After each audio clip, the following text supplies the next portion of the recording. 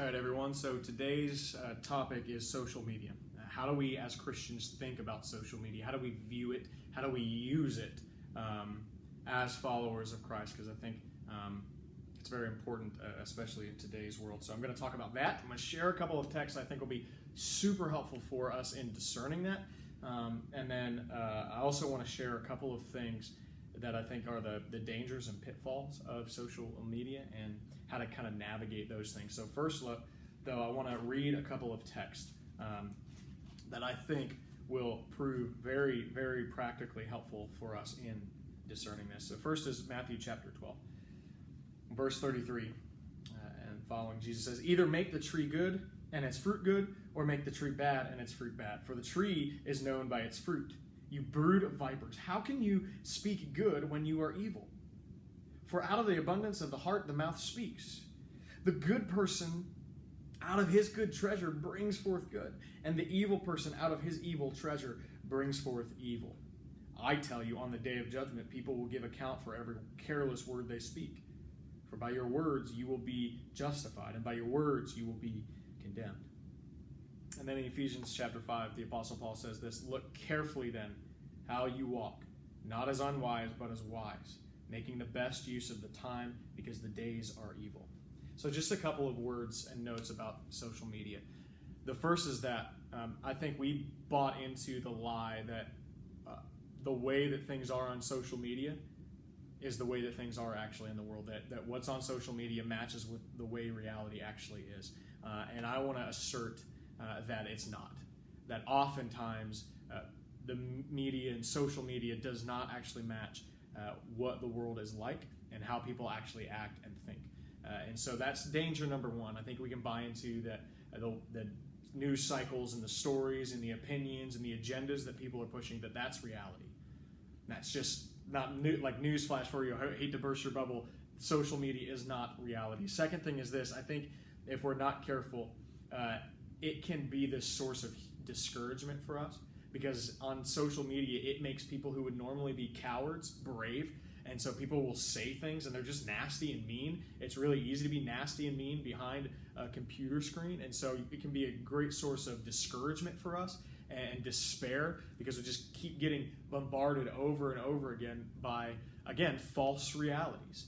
And so those are two dangerous pitfalls that I think we have to avoid. And so there are practical implications, though, from the text that I read where Jesus is speaking, and then the one from the Apostle Paul. And the first application, I think, is this. By your words, you are justified or condemned. Now, Jesus isn't getting at that we can save ourselves here or justify ourselves. What he's getting at is, as he talked about earlier, a good tree produces good fruit, and a bad tree produces evil and bad fruit. Out of the heart, the mouth speaks. And so by the way that we respond to people, debate with people, act towards people, and if it's, whether it's in arrogance or anger or gentleness and humbleness and kindness, I think kind of reveals a lot about our hearts and whether or not they're good or not. And Jesus makes this strong statement: you're going to be judged for every careless word. That means whatever you say on social media, you're also going to be held accountable for. Like, social media is not this pass for Christians where we just get to be somebody else and not follow Jesus there, and we can do and say and act however we want. Okay? You're going to be held accountable for those words. You need to understand that. And so you ought to be asking questions. This is a question that I ask myself often, and it's this: is what I'm about to post or say going to bring the glory of heaven to earth? Is it going to reveal the beauty and the glory of Jesus here on earth? Or is it just going to add to the chaos and all the fray and all of the overwhelming, disparaging remarks that already happen, and the anger and the hatred and division that's already there? Is that going to add to it? Or is this going to proclaim Christ, promote Christ, and bring joy and bring life to people? So I think that's a super helpful question when we're thinking about how we use social media and posting things on it. And the second application is this: being wise with the time we're given. Social media can be a huge time waster. We can spend hours upon hours scrolling, watching pointless, stupid things.